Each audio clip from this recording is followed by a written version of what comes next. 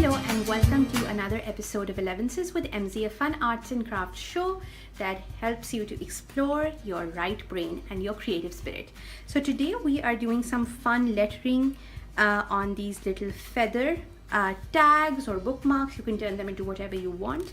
But I just wanted to show you how you can use a little bit of card paper. This is actually watercolor card, but this is like a really small canvas, so you don't have to commit to a larger blank canvas if that scares you. So you can have, die cut pieces in your bag or in your pencil case, and you can just pull out your pens and practice your lettering or do a little bit of coloring on them, or watercolors or Zentangle, and these are small enough to finish in like a really small amount of time.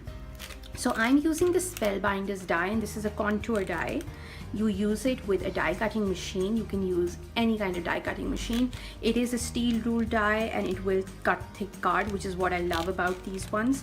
The contour means that the edges are very well finished over here. It's almost like a beveled edge, which again I really like. These dies can be quite expensive. As you can see, the full price is $20, but it retails for $20, but you can also get it on clearance or use your coupons and make the price come down drastically. So I usually save my coupons for big ticket items like these. They show an example over here of how they've used this die. You can obviously cut this out from scrapbook paper as well. You can use them on invitations, you can use them in decor, in anything at all. But today I wanted to show you how you can just cut watercolor paper up and make these small creative canvases that you practice different skills on. So if you go back and see, I believe it's episode number 3 of MZ, Elevenses with MZ, I go over Zentangle. And I am a certified Zentangle teacher, and I show you a few tangles in there. But I do that on a traditional tile, which is a piece of card, which is 3 or 4 inches by 4 inches, I believe. Yes, it's 4 inches by 4 inches. But over here, this is like a non-traditional canvas for Zentangle. So I've just gone ahead and I'm going to put in my clip. I'm going to insert it over here of how I did this. So these are just some basic tangles, and I did the exact same thing that you do with a tile. I went with a pencil, I divided the feather up in sections, and then I filled it in with tangles. If you want to learn more about Zentangle, go back and see that episode. I will link it in the description below, and also on my blog post which shares this episode.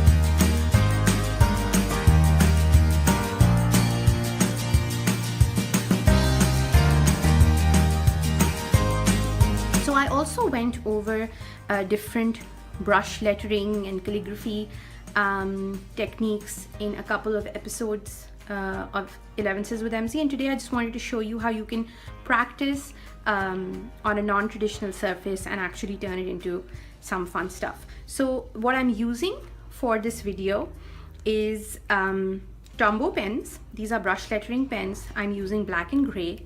I'm also using some watercolor pencils. I'm using Stabilo, and I have over here a water brush pen. This is what it looks like. So basically all it does is you squeeze the barrel and water comes out, and it helps you paint with virtually no mess. So what I'm going to do is, I've shown you a few examples over here. This is gray, and I've gone around it with my gel pen. This is just a black marker, and I've gone around it with a gray pen, this one over here, to create a bit of a shadow, and then this is just plain black, and like I said, this is Zentangle. So the one that I'm going to create on video is going to be slightly more colorful. I'm going to go ahead and use these color pencils to put down some pigment on my paper. Now I do find that if you use good quality watercolor paper, it helps. It just makes everything look much better. So I would suggest that you go ahead and you invest in some good quality watercolor paper. And then you can cut up these shapes. You can also go and get different dyes. This is the one that I found and I really liked. But you can go and find all sorts of shapes. You can cut these up, you can keep these in a small pouch, and then you can practice different techniques on this. You can play with watercolor paints, you can play with acrylic paints, you can create backgrounds, and then you can come back and add a word or some doodling. So these are just really, really cool canvases to work with. So as you can see, these are good quality watercolor pencils, because you can't really tell where my strokes are. The water helps it blend, and the strokes kind of disappear. Now something like this can be used for so many things. It can be used as a bookmark, it can be used as a tag for a gift, or if you want, you can also just mount this on a card to create an actual greeting card. You can mount 2 if you want, or 3. You can even create wall art if you want with something like this. You can try 3 different things. So just put this on, say, even like a piece of card like this. You can mount it with dimensional tape and then just put it in a frame. You can put the names of your children or friends, or you and your husband or significant other. So all sorts of things are possible. And again, like I said, the canvas is so small that it doesn't intimidate that much, and it's easy to finish. So I'm going to just go ahead and blot this out on some paper just to make sure it's dry. Ideally, you would let it dry naturally, but for the purpose of this video, I'm not going to make you wait. And then I'm going to go ahead with my Tombow pen, and I'm going to write one word in there. So I'm going to do I'm going to do wish.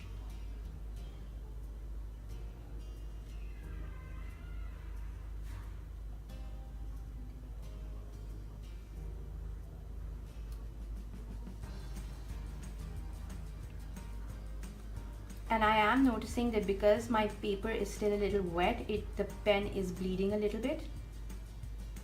So I suggest that you wait for it to dry completely and properly. There you go. You can also go ahead and add the black ink to the edges like that to give it a little more definition. Literally just brush it like that, and it really finishes it off. You can also do this with gold ink if you want. You can go ahead and use different colors for the brush lettering. You can use acrylic paints to create the background. Like I said, the possibilities are really endless. But I just wanted to share this project with you so that you consider using these smaller canvases. And the fun thing about these is you really don't have to buy a die cutting machine or dies. You can go to your local arts and crafts store, and they usually let you use their machines to cut up shapes, or you can use one that a friend has. So no need to go out and buy the machine just for cutting some of these shapes out. So I hope that you enjoyed this little episode, and as you can see over here, there are so many possibilities. So give creativity a try. Start with smaller canvases and just keep these with you and create on the go. I hope you enjoyed this episode. I am going to link the Zentangle episode and the brush lettering episode of Elevenses with MZ in the description below, or on my blog if you're seeing this video there. If you like this video, please give it a thumbs up and subscribe to my channel, and I will see you next time.